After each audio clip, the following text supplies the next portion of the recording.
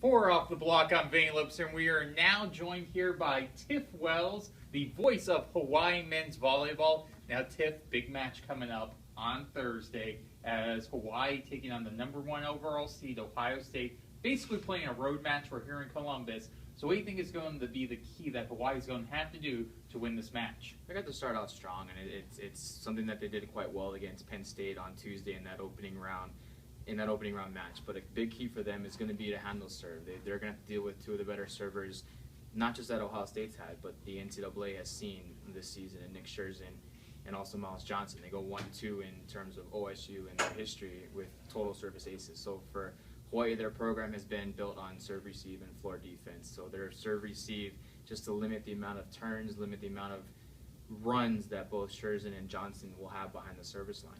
All right, now, one of the things about this team is they have really seemed to grow and develop throughout the season. You know, from your vantage point and press row, what's been the biggest improvement in this team since January? Their health.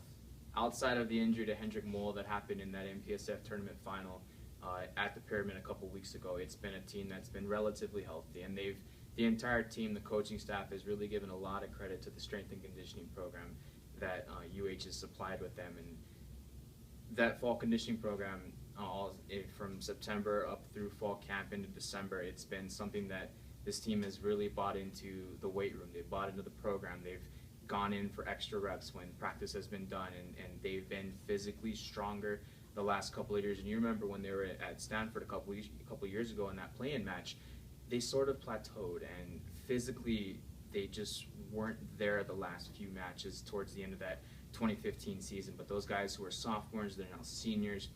Physically, they're stronger. They bought into the program over the summer, and they wanted to get another shot at a championship. And they're 2 matches away here in 2017 of bringing that trophy back to the island.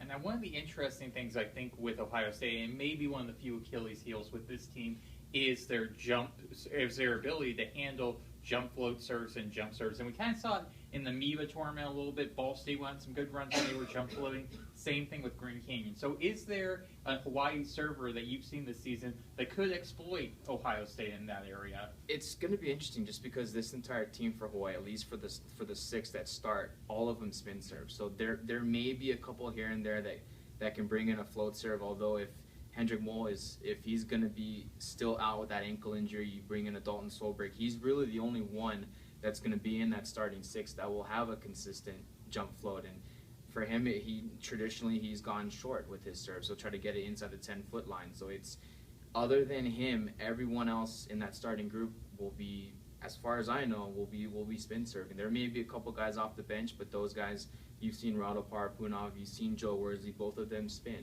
Worsley can float serve from here and there, but for the majority of this team, really, they want to try to go after it from the service line, and most of them, if not all, spin serve. Now, you've lived in Hawaii basically your entire life. You know, obviously an NCAA championship for any community is huge, but what would a national championship in men's volleyball mean for not only the program Hawaii, but the entire state?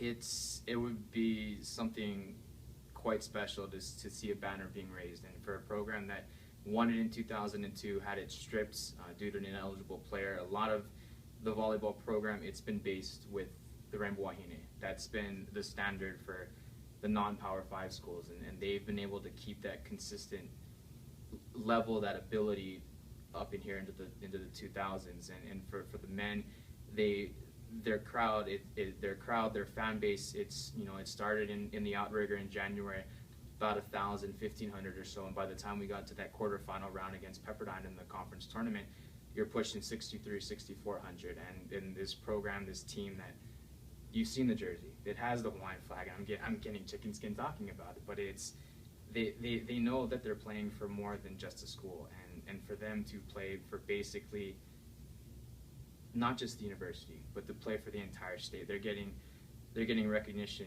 from the governor's office, getting well wishes. Other teams within the university are sending them, their well wishes, and it's every other school gets that, but it's a little bit different when you're playing for an entire state that is behind you. Even though you're 6 hours behind, you're about 5,000 miles away from the island.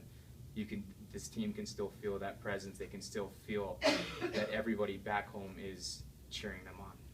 Now, Tiff, there are some people who hate this whole concept of moving pictures and video. So for those people who hate it, how can they follow you and listen to your broadcast on Thursday? You can tune in ESPN 1420, ESPN1420am.com. You can also download our app on your phone, your Android or your iPhone, Sideline Hawaii. You can catch it. If you're in the arena, you can have the app on your phone as well, and you can listen to the in-game commentary and go Bulls. All right, well, it's going to be some exciting volleyball here on Thursday night. Hawaii and Ohio State playing for a spot in the NCAA Finals.